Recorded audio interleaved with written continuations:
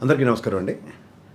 ఇక్కడ శాసనసభ అలాగే శాసన మండలి ఈ రెండు ప్రజా ప్రయోజనాల కోసమే పెట్టారన్న దానికి ఒక విధంగా చెప్పాలంటే అపోజిషన్ పార్టీ 11 స్థానాలకి పరిమితమై అసెంబ్లీకి వెళ్ళకపోయినా నిజం నిలకడ మీద తెలుస్తుంది అన్నది ప్రజలకి అవగతమవుతుంది. ముఖ్యంగా గతంలో ఈ వైఎస్ఆర్సీపీ ప్రభుత్వం ఉన్నప్పుడు జగన్మోహన్ రెడ్డి గారు నిర్వహించిన సిద్ధం సభలకి బస్సులన్నీ గవర్నమెంట్ ఖాతాలోంచి డబ్బులు వాడేశారని ఒక అపవాదుతో కాలక్షేపం చేసుకుంటూ వచ్చారు ఎలక్షన్స్ అయ్యేదాకా. వాస్తవానికి అంత అపార అనుభవం ఉన్న తెలుగుదేశం పార్టీ వాళ్ళు ఆ విధంగా మాట్లాడడం ఎంతవరకు సమంజసం? ఎందుకంటే మీరు ఒకటి ఆద్యంతం గమనించగలిగితే ఎన్నో మహానాడులు నిర్వర్తించిన తెలుగుదేశం మహానాడులకి బస్సులు ఎక్కడి నుంచి వాడతారు, ఎవరు పే చేస్తారన్న ప్రాథమిక అవగాహన ఉన్న అలాంటి వాళ్ళే అవగాహన రాహిత్యంతో మాట్లాడి అవగాహన కల్పించవలసిన దగ్గర కూడా విచక్షణ లేకుండా మాట్లాడిన ఉదంతంలో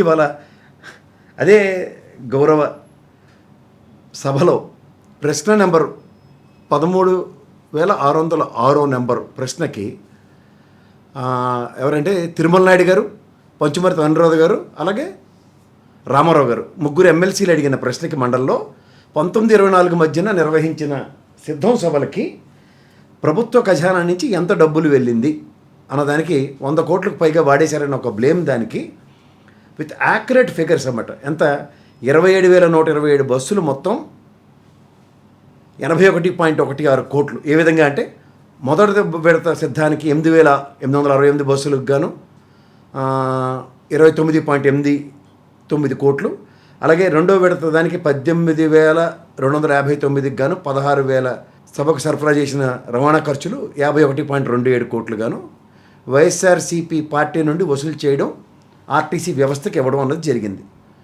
27,127 బస్సులకు గాను 81.16 లక్షలు. అంటే దీని అర్థం ఏంటంటే ఏపీఎస్ఆర్టీసీ అనే రవాణా వ్యవస్థ ప్రభుత్వ పరంగా, ఎందుకంటే ఎంప్లాయీస్ అందరినీ కూడా జగన్మోహన్ రెడ్డి గారే ప్రభుత్వ ఉద్యోగుల కింద పరిగణలోకి తీసుకొచ్చిన దగ్గర 58,000 పైచిలుక ఇవాళ ఆ వ్యవస్థకి ఇవాళ వైఎస్ఆర్సీపీ సిద్ధం సభల తురువుగా ఎంత ప్రాఫిట్ మాడ్యూల్ వచ్చిందా, ఎంత నష్టం వచ్చిందా ఓవరాల్గా చూసుకుంటే 81.16 కోట్లు ప్రభుత్వంకి వైఎస్ఆర్సీపీ పార్టీ చెల్లించింది. ఎందుకంటే ఆర్టీసీ అన్నది.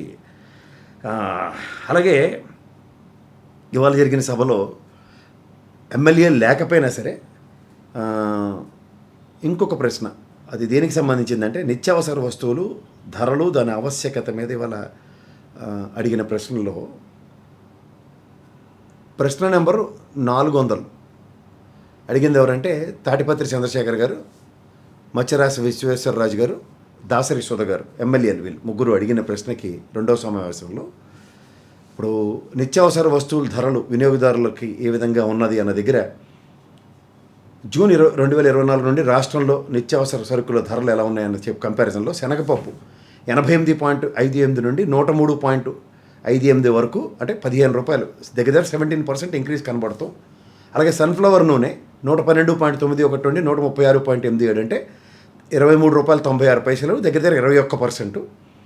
పామాయిల్ 93.58 నుంచి 105.15 వరకు, అంటే 31.57%, అంటే 33% అబ్నార్మల్గా పెరిగింది.